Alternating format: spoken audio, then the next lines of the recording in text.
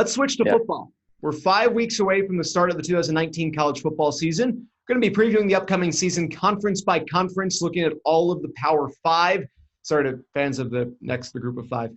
This week, we're going to take a look at the Big 12. Oklahoma represented the Big 12 in the college football playoff 1 year ago, falling 45-34 to the Alabama Crimson Tide in the semifinals. Sooners currently minus 125 favorites to win the Big 12 this year. Texas, the only other team below plus 1,000 odds. Longhorns coming in at plus 250. Taylor, who do you like to win the Big 12?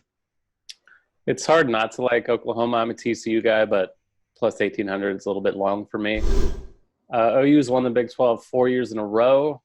They've been cycling through quarterbacks, but each of the last two have won the Heisman. Jalen Hurts has a good chance to make it 3 in a row coming over from Alabama.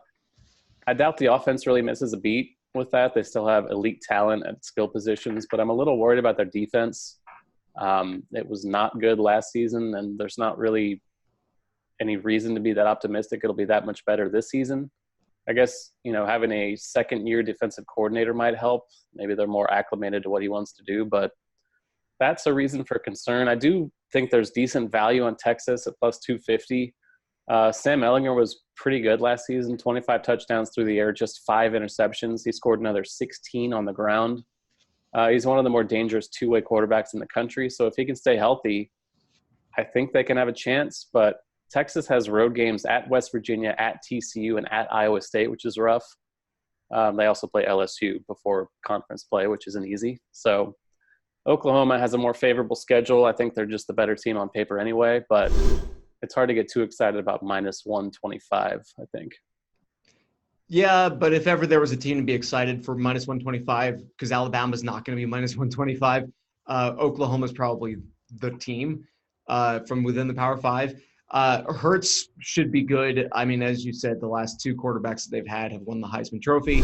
And actually, Oklahoma's quarterback has won the Big 12 Conference Championship game MVP, something like 4 or 5 championship wins in a row, which they did away with the championship game for like 6 years. So it's dating back to like Sam Bradford.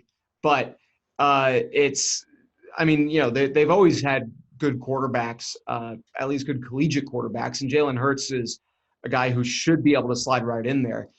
Kennedy Brooks, their running back, redshirt freshman a year ago, over 1,000 yards on the ground.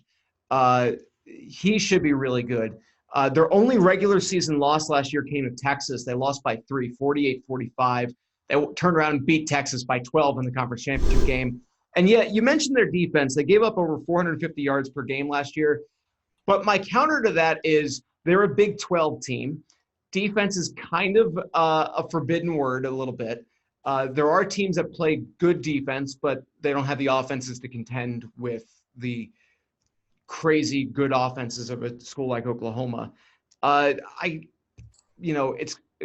it comes to a regular season performance, ruling out a Big 12 team because their defense is suspect is I just don't think that's because every team in the Big 12 has a bad defense, or at least an average at best defense.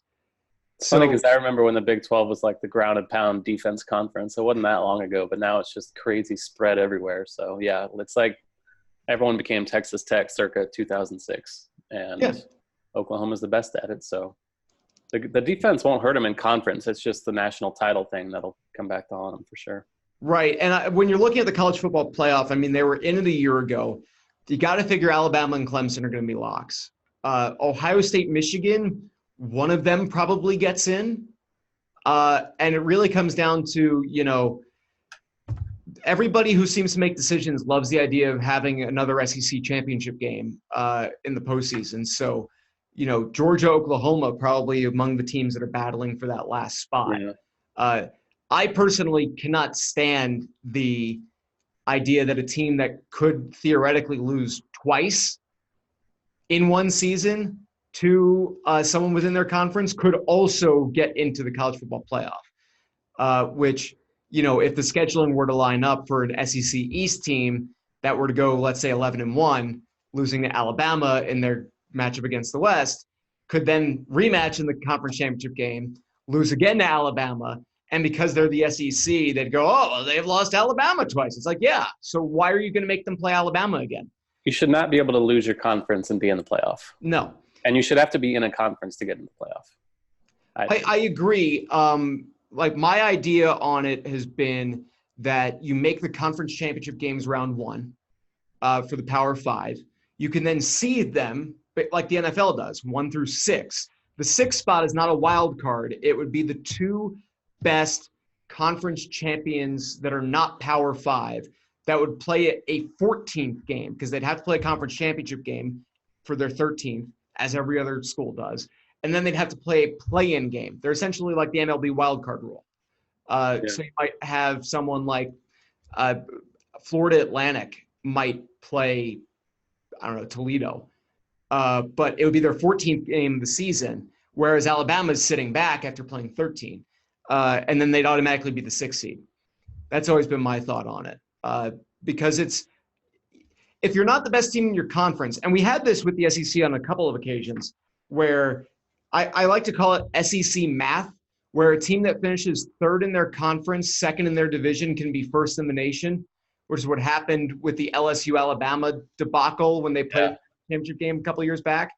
Because I forget who it was that – I don't remember the winner loser in the regular season and the national championship game, but it was reversed.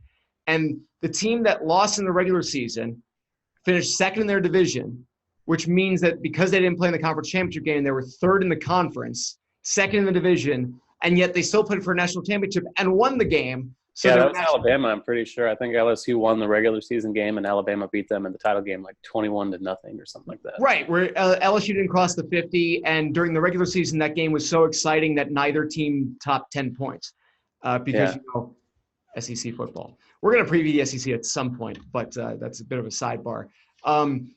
You kind of got into it a little bit where Texas is probably the favorite to face Oklahoma because there are no divisions in the Big 12.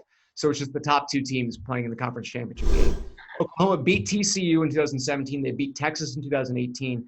Tom Herman's squad, the Longhorns, have been seem to kind of on their way back up. They were 10-4 last year, including postseason losses, 7-2 in conference play. Ellinger's been really good. If he can play the full 12 games, their offense is going to be great. WVU is a random one. They're kind of betting high for a school that just lost their head coach. Dana Holgorsen left for Houston. Neal Brown has stepped in. They were 8-4 a year ago, and of those 4 losses, 3 of them came in the Big 12. I like Iowa State better when it comes to not the teams that are not the obvious of Oklahoma, Texas, as far as being able to maybe make the conference championship game. Matt Campbell's team has been good for a couple of years now. I think they've won 8 games in back-to-back years. WVU, again, they lost their starting quarterback, Will Grier, who was a big part of making that team a threat. Dana Holgorsen left for Houston, and Neal Brown is a first-year head coach. So when you combine the fact that they lost their starting quarterback, they've lost their and they're going to a first-year head coach, at best, I think they're going to be stagnant record-wise. I do not see them playing for like 10 wins. It helps that they get Texas and Iowa State at home, but they also have to go to Oklahoma, and they go to TCU. It's not an easy schedule. I think Oklahoma State is the team whose schedule sets up the best among those kind of mid-range sleeper teams. They get OU, Kansas State, TCU, and Baylor all at home. So that's obviously pretty favorable.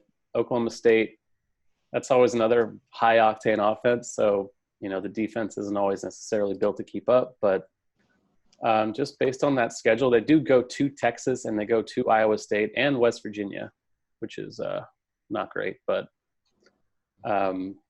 schedule-wise, I think there's a chance they could sneak through. But it's hard for me to see anyone but Texas and OU, to be honest. Yeah. It would have to be a weird, like Iowa State would need to beat Texas in the regular season, and it would come down like a tiebreaker. Like where it would be the head-to-head would push Iowa State in over them. Oklahoma, I think, is the easy pick to win the conference. Texas is the other. If you're looking for like a value play, if you're going to basically take the slight underdog for every conference, if you're not going to bet the Alabamas and Ohio States and Oklahomas, then Texas is your pick. but I still think Oklahoma wins the conference. I think that Texas faces them in the conference championship game for the second year in a row. I hope you enjoyed that segment from the Odds On Favorites podcast. If you did, there's plenty more where that came from. Click on the link on your screen now to be taken to the complete podcast from this week, or check out the channel to find the other individual segments.